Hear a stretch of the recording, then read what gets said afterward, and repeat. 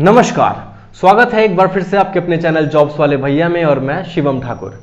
बहुत ज़्यादा important video रहेगी। जो भी भविष्य में काम करना चाहते हैं बिहार के अंदर, चाहे वो परमानेंट हो या फिर टेम्पररी हो यानी कि संविदा कर्मी हो, और बहुत सारे ऐसे लोग हैं जो आउटसोर्सिंग स्टाफ हैं, किसी टेंडर या फिर मतलब किसी थर्ड पार्टी कंपनी के थ्रू काम कर रहे हैं, सुपरवाइजर में, परिचारी में, या फिर फ्रेंड्स बहुत सारे मतलब जगह पे आप देख सकते होंगे कोऑर्डिनेटर के पोस्ट पे, डाटा एंट्री ऑपरेटर के पोस्ट पे, ब्लॉक में बहुत सारे लोग हैं। तो उनका सवाल था, पिछली बार मैंने 16 अगस्त को ही वीडियो बनाई थी, ऑफिशियली एक लेटर आया था, आपके स्क्रीन पे दिख भी रहा होगा उसका एक झलक, और मैं दिखाऊंगा एक बार फिर से आपको जिसमें ऑफिशियली क्या कुछ कहा गया है। बहुत सारे लोगों को विश्वास नहीं हो रहा था, वो कहते हैं कि आप अपने मन से कुछ भी वीडियो बनाते हैं। तो फ्रेंड्स, हमारे चैनल पे कभी भी कुछ भी अपने मन से नहीं, जो न्यूज़ विभाग की तरफ से निकल के आती है उसी पे आप लोग को मैं बताता हूं, जो भी जानकारी आती है हमारे पास।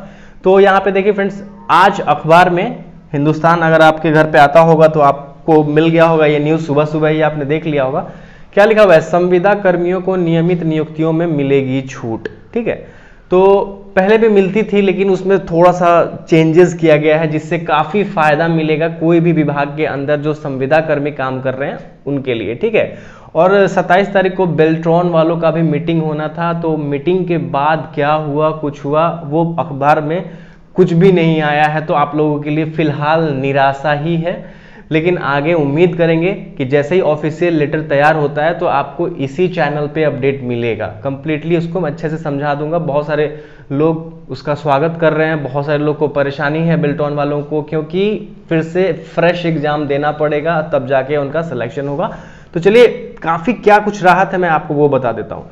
संविदा कर्मियों को नियुक्ति में मिलेगी लाभ, तो इसको मैं मोटा मोटी आप स्क्रीन पे देख रहे होंगे तो पढ़ भी पा रहे होंगे, तो मैं बताता हूँ क्या कुछ इसमें लाभ मिल सकता है आपको और क्यों ये बनाया गया है। ठीक है, तो सबसे पहले ये लाभ किसको मिलेगा पहले वो मैं क्लियर कर दूं, तो संविदा कर्मियों को मिलेगा। ठीक है, संविदा कर्मी का क्या मतलब होता है अभी एक बार आपको समझने की आवश्यकता है। बहुत सारे लोग किसी विभाग में काम करके छोड़ दिए गए हैं, उनको वहां से हटा दिया गया है, उनका काम पूरा हो गया है, उनको भी लाभ मिलेगा कि नहीं वो भी बताएंगे। ठीक है, संविदा कर्मी। ठीक, तो देखिए सबसे पहले आप किसी आयोग के थ्रू, जैसे कि बिहार एसएससी या फिर बीपीएससी या फिर बीटीएससी या बीपीएसएससी, मतलब किसी भी बोर्ड से एक भर्ती प्रक्रिया में जो लोग शामिल होते हैं वो एक परमानेंट स्टाफ होते हैं, जिसमें उनका वेतन लेवल, जैसे कि आपने देखा होगा कि ग्रेड पे वगैरह वाली जॉब का नाम आप लोग लोकल भाषा में सुनते होंगे। तो पहले ग्रेड पे होता था, हर एक जॉब में यही लोग देखते थे। अब लेवल के हिसाब से भी आप लोग समझ सकते हैं, लेवल 1, 2, 3, 4, तो जिसमें ये सारी चीज़ें मेंशन होती हैं वो फ्रेंड्स एक परमानेंट जॉब होती है, वो एक संविदा वाली जॉब नहीं हुई। उन लोगों को तो ऐसे ही 60 साल तक कोई दिक्कत नहीं है, उन लोगों को कभी कोई दिक्कत नहीं होती है, वो एक परमानेंट स्टाफ है। तो फायदा किसको है इसमें? तो सबसे पहले फ्रेंड्स, किसी भी विभाग में, सरकारी विभाग की मैं बात कर रहा हूँ, विभाग के अंदर 2 प्रकार की भर्तियां होती हैं। ठीक है, एक परमानेंट और एक टेम्पररी, उसको छोड़ देते हैं। 2 प्रकार की और भर्तियां होती हैं। जो फ्रेंड जो टेम्पररी होती है यानी कि संविदा वाली भर्ती, वो कैसे होती है मैं वो बताता हूं। और एक होता है फ्रेंड्स आपको थर्ड पार्टी आउटसोर्सिंग।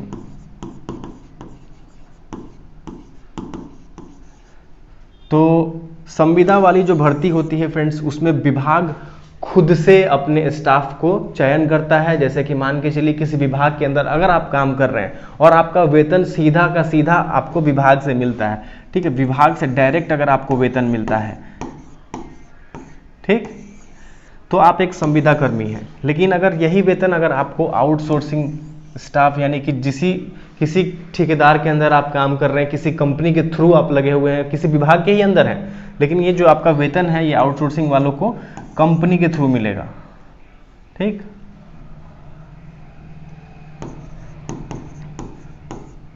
कंपनी के थ्रू ये वेतन मिलेगा, तो आप एक संविदा कर्मी नहीं हैं और आपको इसका लाभ नहीं मिलेगा। ठीक है, ये लाभ जो है आपको नहीं मिलेगा। लाभ क्या मिलेगा, चलिए अब उस पर आते हैं। लाभ बहुत ही बड़ा लाभ है, जिसको आप समझेंगे तो काफ़ी आपको खुशी मिलेगी। जो लोग फ्रेंड्स, पहले मैं क्लियर कर दूं कि किसी भी आउटसोर्सिंग कंपनी, चाहे वो किसी प्रकार की कंपनी हो, किसी ठेकेदार के अंतर्गत काम कर रहे हैं किसी भी विभाग के अंदर, उनको इसका लाभ नहीं मिलेगा।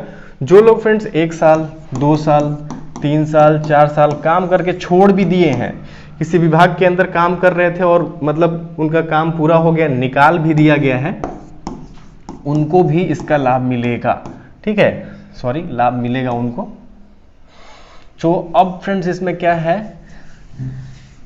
कि देखिए, किसी विभाग में आपने काम किया, संविदा कर्मी के तौर पे किसी भी पद पे आपने काम किया है। संविदा कर्मी के तौर पे आदमी कब काम करता है? जब उस विभाग में वो पद सृजित होता है, यानी कि उस पद के लिए ऑलरेडी उसमें जगह बनाई गई होती है, तभी वो संविदा कर्मी उस पोस्ट पे काम करता है। अगर टेम्प्रोरी काम है, मतलब कि कुछ काम है उसके बाद हटा देना है, तो आउटसोर्सिंग स्टाफ के थ्रू वो काम कराया जाता है कि वो काम जब तक रहेगा तब तक स्टाफ काम करेंगे, उसके बाद हटा दिए जाएंगे। तो होगा क्या कि फ्रेंड देखिए, अब इसमें इस लेटर में क्या फायदा है कि जो आपका परमानेंट बहाली जब निकलेगी, ठीक है, परमानेंट बहाली मतलब कि एक लेवल वाली, लेवल 1 2 3 ग्रेड पे वाली कहिए, जिसमें 60 साल आप काम करेंगे, 60 साल वाली जॉब जब निकलेगी परमानेंट, जिसमें आप एक बिहार सरकार के कर्मचारी के तौर पे काम करेंगे, तो जो संविदा कर्मी थे उनको friends primary test plus mains exams क्या होता है, बहुत सारा जो आपका विभाग होता है वो एक एग्जाम ही लेती है, बहुत सारा विभाग 2 एग्जाम लेती है, तब जाके सिलेक्शन होता है। ठीक है, तो आपको दोनों एग्जाम में अगर आपने किसी भी विभाग में 1 साल काम किया है तो 5 अंक, 2 साल काम किया है तो 10 अंक, और ऐसे ऐसे करते करते 5 साल काम किया है तो 25 अंक तक मैक्सिमम। आप 6 साल 7 साल 8 साल भी काम किए हैं उससे मतलब नहीं है, मैक्सिमम 25 अंक आपको मिल जाएगा, और वो भी दोनों एग्जाम में। पहले क्या था फ्रेंड्स कि पीटी में जो सामान्य प्रशासन विभाग के अनुसार जो नियम था कि जनरल जाति वाले को 40% अंक लाना पड़ेगा, तब जाके उसको मेंस में जो आपने मान के चलिए 4 साल काम किया है तो 20 अंक आपके बनते हैं, तब आपको मेंस में 20 अंक मिलेगा।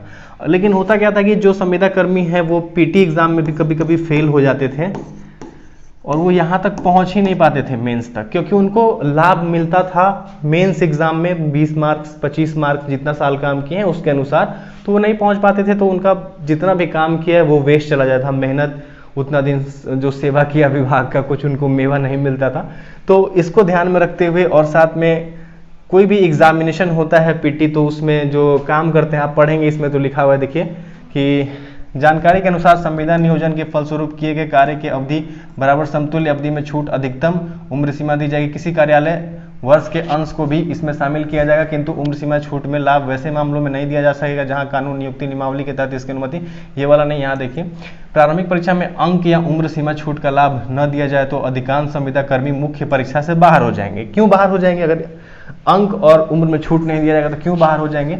इसी प्रकार बाहर हो जाएंगे, शामिल नहीं हो सकेंगे। इसी प्रकार मात्र प्रारंभिक में छूट दी जाए तो अंतिम परीक्षा में संविदा कर्मियों की चयनित होने की संभावना कम हो जाएगी। इनकी प्रतियोगिता ऐसे उम्मीदवारों से होगी जो तुरंत विश्वविद्यालय से निकले होंगे, ऐसे में छूट देने का उद्देश्य हासिल होगा, इसलिए दोनों में छूट दी जाएगी। ठीक है, क्योंकि अगर इसको एग्जाम कराया जाता है तो कोई विभाग में काम कर रहा है तो पढ़ाई लिखाई तो उस लेवल का करेगा नहीं। जो विश्वविद्यालय कॉलेज यूनिवर्सिटी से जो बच्चे अभी हाल फिलहाल में पढ़े हैं उनके साथ कंपटीशन होगा उनका, तो क्या हो जाएगा कि जो विभाग में काम कर रहे हैं जो तो पढ़ रहे होंगे वो तो पास करेंगे, बाकी लोग फेल कर जाएंगे। तो इसीलिए फ्रेंड्स अब देखिए 40% जनरल का लाना है आपको, 100 में से तो 25 अंक ऐसे ही मिल गया। 5 साल जो लोग काम किए हैं तो उनको कितना लाना पड़ेगा? मात्र 25 10 35 15 नंबर लाना पड़ेगा, तो 15 नंबर तो ले ही आएंगे जनरल वाले। वहीं आपको ईबीसी की बात करें तो ईबीसी में फ्रेंड्स आपको पता ही होगा, आप लोगों को थोड़ा सा स्मार्ट बनिए और चैनल से जुड़े रहिए, सब्सक्राइब कर लीजिए। ट्रस्ट कर सकते हैं, कोई दिक्कत नहीं है, सारी जानकारी आपको इस पे हम लोग कोशिश करते हैं कि बिल्कुल सही दें, और बाकी जो जानकारी में कुछ कमी रहती है तो आप लोग कमेंट करके पूरा कर ही देते हैं, धन्यवाद। तो देखिए यहाँ पे फ्रेंड्स क्या होगा कि जो ईबीसी वाले हैं उनको पता है कि 34 समथिंग पे उनका सिलेक्शन हो जाता है, तो 25 अंक तो ऐसे ही मिल जाएगा, तो लगभग 10 अंक और लाना पड़ेगा एग्जाम पास करने के लिए। वहीं फ्रेंड्स बीसी वालों को 36 अंक लाना पड़ता है, तो इनको 11 अंक लाना पड़ेगा, और SC ST वालों को 32 अंक लाना रहता है, तो इनको तो 8 ही अंक लाना पड़ेगा। ठीक है, समझ में आ रहा होगा आप लोग को कि मैं क्या कहना चाह रहा हूँ कि मात्र 8 अंक 10 अंक, SC/ST वाले जो हैं SC को 32 अंक लाना रहता है, तो 25 अंक अगर 5 साल काम कर लिए उनको तो ऐसे ही मिल गया। 8 अंक चाहिए पास करने के लिए बस एग्जाम को, ठीक है। ये तो पास करने के लिए चाहिए, लेकिन कट ऑफ पार करने के लिए थोड़ा सा ही मेहनत करेंगे, थोड़ा बहुत भी पढ़ेंगे तो इन लोग का सिलेक्शन हो जाएगा। 25 अंक ऐसे ही बोनस में मिल जाएगा, पहले मेंस में मिलता था।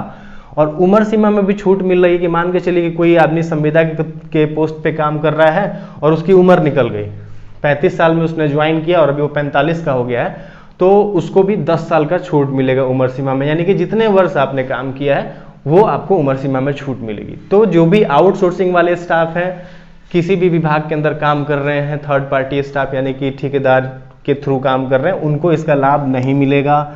जो भी विभाग के अंदर काम कर रहे हैं और विभाग से डायरेक्ट उनका पेमेंट बनता है एज ए संविदा कर्मी, यानी कि पूरी की पूरी ड्यूटी कर रहे हैं 1 तारीख से 30 तारीख तक। ऐसा नहीं है कि अंशकालीन ड्यूटी है उनका, बीच में आ रहे हैं जा रहे हैं, वैसे वालों को भी नहीं। रेगुलर ड्यूटी जिनकी है 1 से 30 में, जो भी उनका हॉलीडे को छोड़ के यानी कि छुट्टी के दिनों को छोड़ के जो भी दिन काम करते हैं उनको इसका लाभ मिलेगा।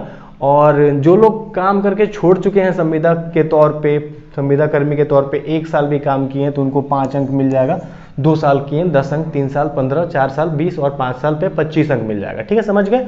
लेकिन जरूरी नहीं कि वो काम कर ही रहे होंगे, काम करके छोड़ भी गए होंगे, विभाग में जाके आप अपना एक्सपीरियंस लेटर बनवा लीजिएगा जैसे ही परमानेंट वैकेंसी आती है। क्योंकि संविदा वाली पोस्ट निकलती है कब, जब विभाग में सृजित होता है वो पोस्ट, तो आज नहीं तो कल उस पोस्ट पे परमानेंट वैकेंसी आनी ही आनी है, तो उसमें आपको इसका लाभ मिलेगा। इसको पढ़ने की आवश्यकता नहीं है, इसमें वही सारी चीज़ें बताई गई हैं जो मैंने आपको 16 अगस्त को ही बता दिया था। ऑफिशियल लेटर डाउनलोड करने के लिए जो अभी आपके स्क्रीन पे दिख रहा है, टेलीग्राम चैनल और साथ में डेली जॉब अपडेट्स प्लस ऐसी नौकरियां जो फ्रेंड्स बहुत कम पदों पे आती हैं, आपके ज़िले के अंदर आके चली जाती हैं, और हर एक प्रकार के जॉब अपडेट्स आपको हमारे टेलीग्राम चैनल में मिलेंगे। वीडियो पे फ्रेंड्स बस मेजर अपडेट्स हम लोग देते हैं, बाकी छोटे मोटे अपडेट के लिए आपको टेलीग्राम चैनल में जुड़ जाना चाहिए। पता नहीं कि शायद उसी में कोई आपका जॉब आपका इंतजार कर रहा हो, 1-2 पोस्ट पे ही सही, कहीं वो आपके लिए ही निकला हो, तो ज्वाइन कर लीजिएगा फ्रेंड्स। मिलते हैं नेक्स्ट वीडियो में, तब तक के लिए धन्यवाद।